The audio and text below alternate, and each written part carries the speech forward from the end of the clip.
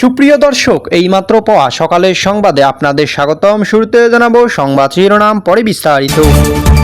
জানিয়ে দিব, স্কুল থেকে সন্তান নয় হাতে তুলে দিল ইউনূস সরকার পোড়া ব্যাগ। থাকছে বিস্তারিত প্রতিবেদনে।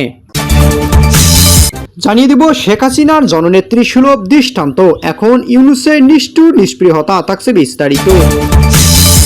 এবং সর্বশেষ জানিয়ে দেব, পল্লবীতে যুবদল গুন্ডা বাহিনীর হাতে যুবলীগ কর্মী অপহরণ। থাকছে বিস্তারিত।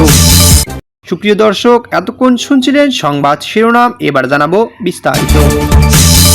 এদিকে স্কুল থেকে সন্তান নয় হাতে তুলে দিল পোড়া ব্যাগ, সেখানে শিশুরা পুড়ে ছাই হয় আর সরকার ক্যামেরার দিক তাকিয়ে মুখে তালা মারে।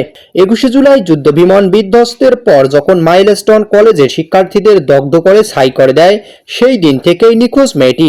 আজ তার মা উম্মে তামিমা মেয়ের খোঁজে এসেছিলেন স্কুলে, কিন্তু ফটকে তালা, অভিভাবকের প্রবেশে নিষেধাজ্ঞা। কিন্তু যে মায়ের বুক পোড়ে সন্তানের খোঁজে, তাকে কি আটকাতে পারে তালা? ভেতরে ঢুকে সন্তান খোঁজার পর মা ফিরে আসলেন, কোলে নয়, হাত ভর্তি নয়, ফিরে এলেন এক টুকরো পোড়া ব্যাগ নিয়ে। সেই ব্যাগই এমন মরিয়মের একমাত্র চিহ্ন।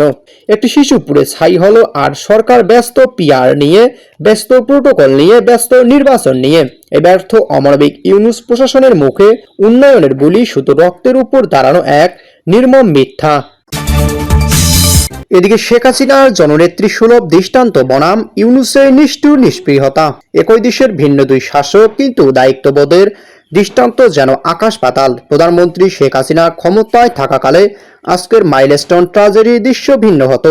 সেদিন রাষ্ট্রযন্ত্র উঠে পড়ে লাগতো উদ্ধার ও সেবায়। আহতদের জন্য সেনাবাহিনী, ফায়ার সার্ভিস, রেড ক্রিসেন্ট প্রশাসন একযোগে ছুটে যেত। শেখ হাসিনা শোকাহত বাবা মাকে ডেকে নিতেন গণভবনে, মায়ের মতো বুকে জড়িয়ে সান্ত্বনা দিতেন।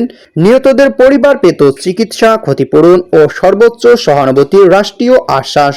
একজন জননেত্রী যেমন করণীয় ঠিক তেমনটাই করতেন। আর ঘটনাটি প্রকৃত কারণ উদ্ঘাটনের এক উচ্চ পর্যায়ে তদন্ত কমিটি গঠন করে দায়ীদের বিরুদ্ধে কঠোর ব্যবস্থা নিতে কুণ্ঠা করতেন না। কিন্তু এটাই রাজাকারপন্থী গোষ্ঠীর চোখে হতো অভিনয়, কারণ তাদের চোখে রাষ্ট্র নয়, রঙিন ফ্রেমে সাজানো এনজিওই সব। অন্যদিকে আজ যিনি রাষ্ট্র ক্ষমতায়, সেই ইউনূস লাশ গুমের অভিযোগ উঠে প্রতিক্রিয়া জানাতে গিয়ে কোমলমতি ছাত্রদের উপরই সেনাবাহিনী নামিয়ে দিলেন। যাদের বুক কাঁপছে সহপাঠীদের মৃত্যুতে, তাদেরই দিলেন ছাত্রলীগ ট্যাগ, আর এরপর লাঠিচার্জের ইনাম। রাষ্ট্রের হয়ে মাতৃত্ব দেখানো দূরের কথা, এবং রাজনৈতিক দলগুলো ডেকে ক্ষমতা রুটি বিলানোর আশ্বাস দিয়ে ঘটনা ধামাচাপা দেওয়ার চেষ্টার মত ইউনূস গঙের। এদিকে পল্লবীতে যুবদলের গুন্ডা বাহিনীর হাতে যুবলীগ কর্মী অপহরণ। পল্লবীতে যুবদলের ক্যাডার বাহিনীর নৃশংসতা ও যুবলীগের মিছিলে হামলা, 3 জনকে অপহরণ। মিরপুর 10 নম্বরের পপুলার হাসপাতালের সামনে থেকে শান্তিপূর্ণ মিছিল করছিল পল্লবী থানার যুবলীগের নেতাকর্মীরা। ঠিক তখনই পল্লবী থানার যুবদলের কুখ্যাত সন্ত্রাসী সভাপতি হাজী নূর আলম এর নেতৃত্বে একটি ক্যাডার দল মিছিলের উপর ঝাঁপিয়ে পড়ে। সন্ত্রাসীরা হামলা চালিয়ে যুবলীগের 3 জন কর্মীকে জোরপূর্বক গাড়িতে তুলে অপহরণ করে।